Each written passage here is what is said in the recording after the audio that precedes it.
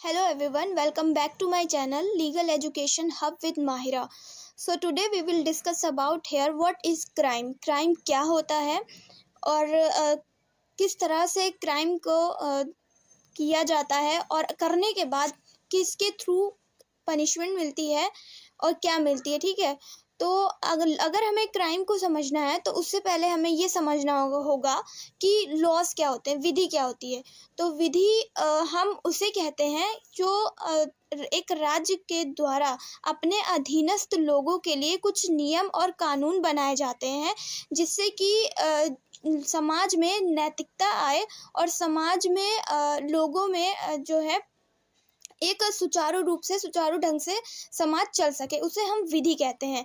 अब ये जो विधि होती है ये समानता सबके ऊपर लागू होती है, जो भी समाज में लोग रहते हैं। ठीक है, तो जब इन विधि का, इन लॉस का उल्लंघन यानी इनको मानने से मना करना, जो कुछ लोग होते हैं अगर इनको मानने से मना करते हैं या इनका उल्लंघन करते हैं तो उसे हम कहते हैं क्राइम, उसको क्राइम बोला जाता है। ठीक है, तो अगर कोई व्यक्ति क्राइम कर रहा है, अपराध कर रहा है, तो उस अपराध करने के बाद कुछ ना कुछ तो बोला गया होगा, कहा होगा कि अगर आप अपराध करोगे तो इसके थ्रू सजा मिलेगी, इसके थ्रू, तो वो होती है हमारी आईपीसी यानी इंडियन पीनल कोड, दंड प्रक्रिया संहिता। ठीक है, तो इसके अंतर्गत हमें सारे प्रावधान दिए गए हैं किस तरह से कोई व्यक्ति दंड करता है, किस तरह से कोई व्यक्ति अपने आप का बचाव कर सकता है और किस तरह से किस पे किस पनिशमेंट, कौन सी पनिशमेंट लगती है, आईपीसी में ये दिया है।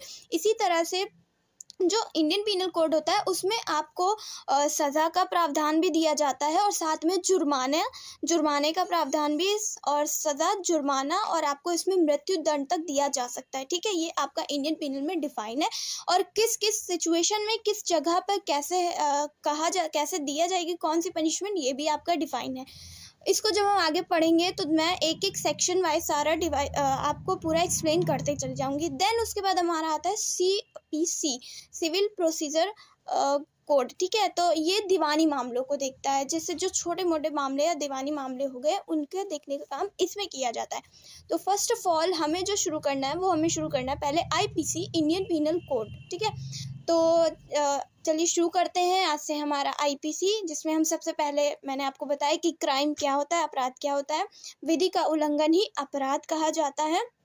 जो कुछ लोग अगर जैसे क्या हम विधि को मानने से मना कर देते हैं या समाज में अनैतिक काम कर देते हैं, कुछ गलत काम कर देते हैं, तो वही अपराध की दृष्टि में आ जाता है। ठीक है, कुछ कई छोटे अपराध होते हैं तो कई बड़े अपराध भी होते हैं, जैसे दूषित खाद्य पदार्थ बेचना एक तरह से वो भी अपराध की श्रेणी में आता है। भाई आप अगर दूषित खाद्य पदार्थ बेच रहे हैं, आप कुछ गलत चीज़ें बेच रहे हैं, तो वो आपका एक अपराध ही हुआ।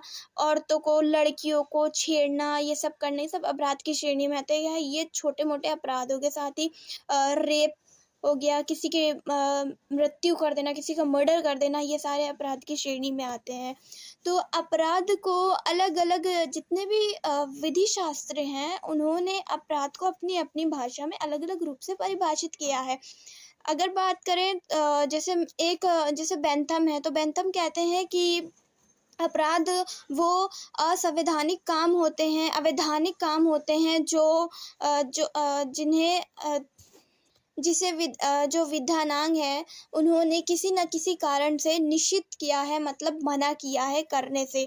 इसी तरह जो ब्लैकस्टन साहब है वो कहते हैं कि अपराध को परिभाषित करना मतलब बहुत ही मुश्किल है, हम कह नहीं सकते, क्योंकि उनका कहने का मकसद ये था कि जैसे जो अपराध है वो कहीं स्थान पर अलग होते हैं और किसी स्थान पे अलग होते हैं। फॉर एग्जांपल के तौर पे अगर बात करें, जैसे सती प्रथा हो गया या अडल्ट्री हो गया और द्विविवाह विवाह हो गया, तो ये सारी चीज़ें जो है अगर देखा जाए तो यहाँ इंडिया में बैंड है। लेकिन अगर वहीं यूरोप की बात करें या वेस्टर्न कंट्रीज़ की बात करें तो वहाँ पर ये सारे जो क्राइम है वो क्राइम नहीं कहे जाते हैं। सेकंड एग्जांपल अगर लेते हैं तो मैरिज का, जैसे एक मुस्लिम मैरिज है और हिंदू मैरिज है, तो हिंदू मैरिज में एक से ज़्यादा शादी करना अपराध की श्रेणी में आता है। लेकिन अगर बात करें वहीं मुस्लिम मैरिज में, तो मुस्लिम मैरिज में हम एक साथ मतलब 4 शादी कर सकते हैं मतलब विद कंडीशन। कंडीशन होनी चाहिए, ऐसा ही नहीं कि मतलब मन करता है कि 4 शादी कर ली तो 4 शादी कर लो, ऐसा कुछ नहीं। उसमें भी कुछ ना कुछ वैलिड कंडीशंस दी हुई हैं, उन कंडीशन के आधार पे आप 4 मैरिज कर सकते हैं। तो ये मुस्लिम मैरिज में एक अपराध नहीं कहा जाता। वहीं हिंदू की बात करें तो वहाँ हिंदू मैरिज एक्ट में इसे अपराध घोषित किया गया।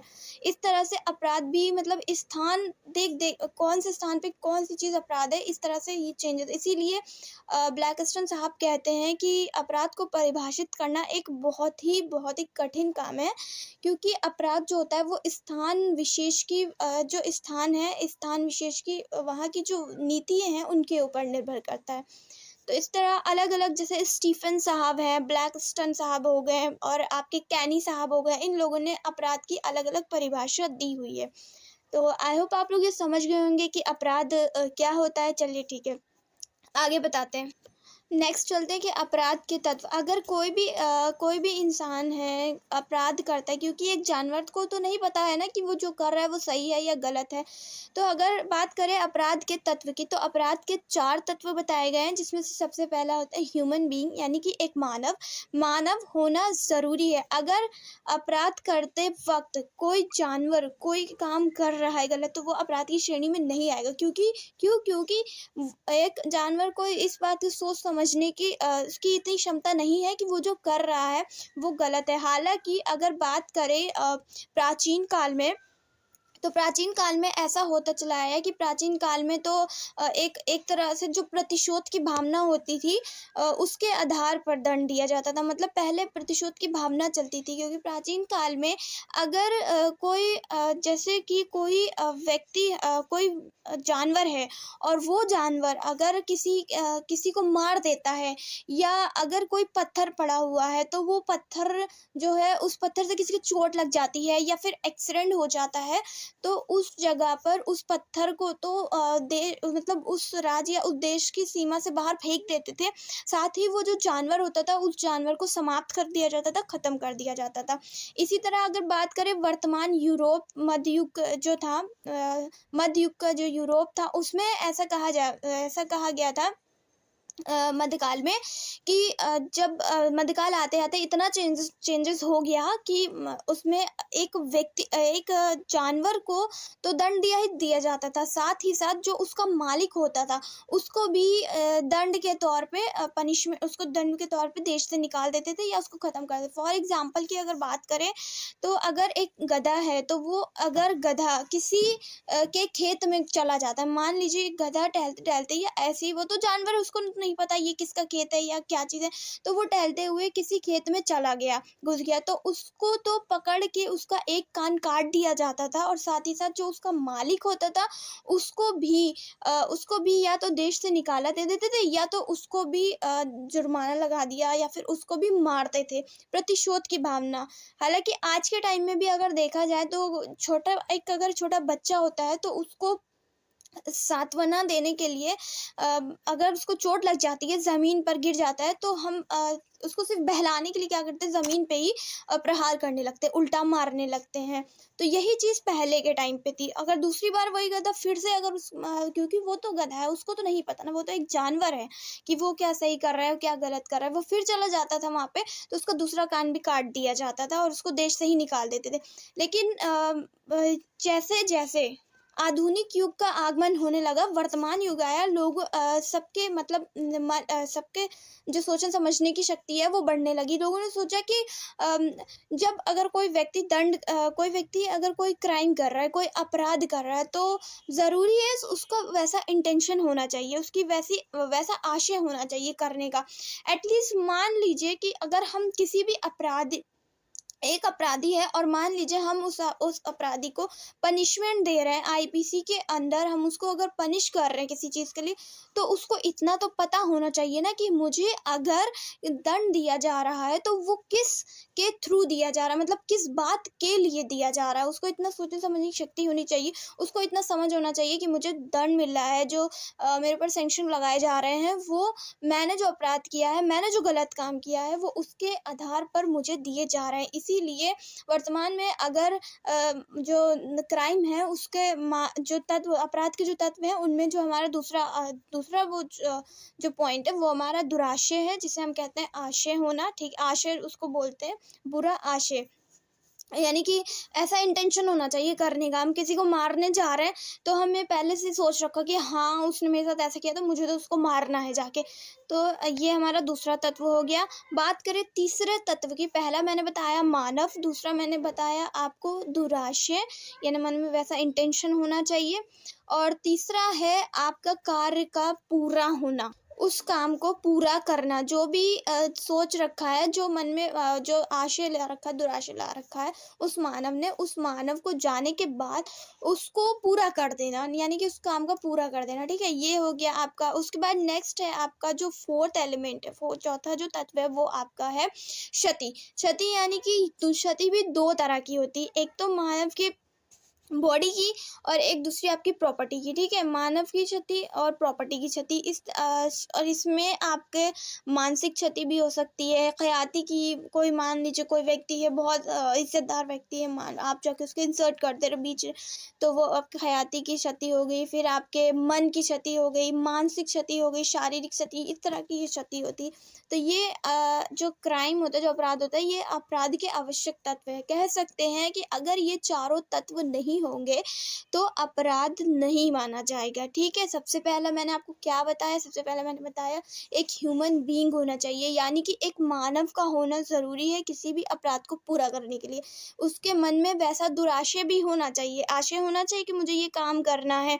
ऐसा नहीं है कि उसका आशय नहीं है और मैंने उसको ज़बरदस्ती बोला कि जाओ जाके वो काम करो और वो कर देगा कहने पे, दबाव में, तो वहाँ पे उसका वैसा आशय नहीं माना जाएगा और उसको आईपीसी के तहत पनिशमेंट नहीं दी जाएगी। ऐसा प्रूव हो जाने पे कि उसने वो काम किसी के कहने में या दबाव में आकर अगर किया है, उसकी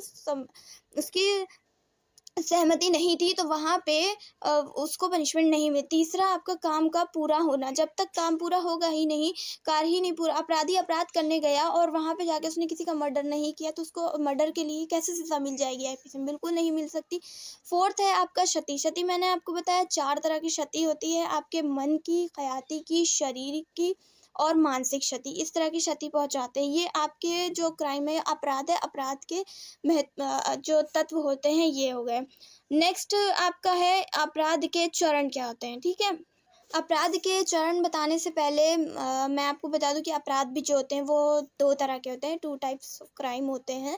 सबसे पहला होता है आपका जो संज्ञेय अपराध होते हैं और दूसरा होते हैं असंज्ञेय अपराध। संज्ञेय अपराध जो होते हैं वो अपराध ऐसे उनको कहा जाता है जो बहुत गंभीर अपराध की श्रेणी में आते हैं, जैसे आपका लूट हो गया, चोरी हो गया, बलात्कार हो गया या किसी की हत्या करना हो गया। ठीक है, दूसरे आपके होते हैं असंज्ञेय अपराध, जो कि निम्न प्रकृति के अपराध होते हैं, जैसे किसी को थप्पड़ मार दिया और किसी को धमकी दे दी जाके। तो जो ये 2 तरह के अपराध होते हैं। जो संज्ञेय अपराध होते हैं इनमें आपको वारंट की ज़रूरत नहीं पड़ती, आप जाके किसी को भी वारंट के बिना जाकर किसी को भी अरेस्ट कर सकते हैं पुलिस जाके। ठीक है, अगर भाई सीधी सी बात है, अगर वारंट की ज़रूरत पड़ेगी, कोई फॉर एग्जांपल अगर एक ए पर्सन है, वो बी पर्सन को रेप करके भाग रहा है या फिर बी पर्सन की हत्या करके वो भाग रहा है, अब हम वारंट का वेट करें या तो फिर जाके उसको पकड़ लें?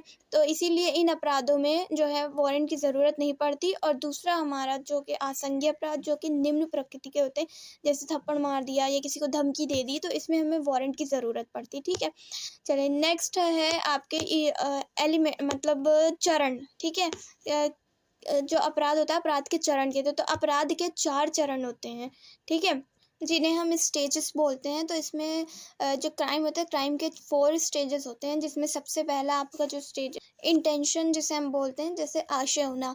अगर हम कोई काम करने, जैसे मैंने आपको पहले भी बताया कि जो तत्व होते हैं उसमें भी आपका दूसरे नंबर पे वैसा आशय या दुराशय होना चाहिए। तो इसमें उसमें तो आपका दूसरे नंबर पे आ जाता है, पहले वहाँ पे ह्यूमन होना चाहिए। और जो स्टेजेस है, स्टेजेस में ये पहले नंबर पे आ जाता है कि आपका पहले वैसे आशय होना चाहिए, जो काम आप करने जा रहे हैं उसका आपने मन इरादा पूरी तरह से बना लिया, इंटेंशन कर लिया, ठीक है। उसके बाद दूसरा आपका होता है तैयारी, ठीक है। तैयारी मतलब आपने ऐसा इरादा बना लिया, उसके बाद फिर आप तैयारी करने लगे उसी काम के लिए। फॉर एग्जांपल कि एक ए पर्सन है, वो बी पर्सन को कहता है कि मैं इसको मारूंगा, तो जब वो कहता है मैं इसको मारूंगा, तो उसने आशय तो बना लिया, उसकी वैसे इंटेंशन हो गई। अब वो जाएगा उसको मारने के लिए, जिस भी चीज़ से उसको मारना चाहता है उन सब चीज़ों को तैयारी करेगा, उन सब कुछ चीज़ों को इकट्ठा करने की। तो दो सेकंड आपका हो गया तैयारी, और जो थर्ड वाला आपका होगा प्रयास, यानी कि उस चीज़ को अटेम्प्ट करना। आईपीसी की अगर बात करें, इसमें बहुत सारे ऐसे सेक्शन हैं जो आपको सिर्फ अगर आप उस चीज़ का अटेम्प्ट करते हैं या प्रयास करते हैं या फिर तैयारी करते हैं, तो इसके तहत आपको उनमें उन उन उनके लिए, उन कामों के लिए पनिशमेंट दी जाती है। और जो आपका चौथा एलिमेंट है, फोर्थ और लास्ट है, वो है आपका उस काम को निष्पादन, यानी कि उस अपराध को पूरा करना। ये आपका जो है फोर्थ इसकी स्टेजेस है। तो ये आपका हो गया कि मैंने आज आपको पूरा क्राइम बता दिया कि व्हाट इज़ क्राइम, क्राइम के क्या तत्व होते हैं और उसके क्या चरण होते हैं, ठीक है। सो और एक चीज़ और, जो आईपीसी है, आईपीसी में टोटल आपके 511 सेक्शन आते हैं, और टोटल इसमें आपके 23 चैप्टर्स हैं, और जो सबसे छोटा चैप्टर है वो आपका 23 है, और जो सबसे बड़ा है वो आपका 1717 है, 17। सो आई होप आप लोगों को इतना समझ में आया होगा कि अपराध क्या होता है, अपराध के चरण क्या होते हैं, अपराध के तत्व क्या होते हैं, और कौन से जूरिस्ट ने अपराध के बारे में कौन सी परिभाषा दी है। So thank you so much.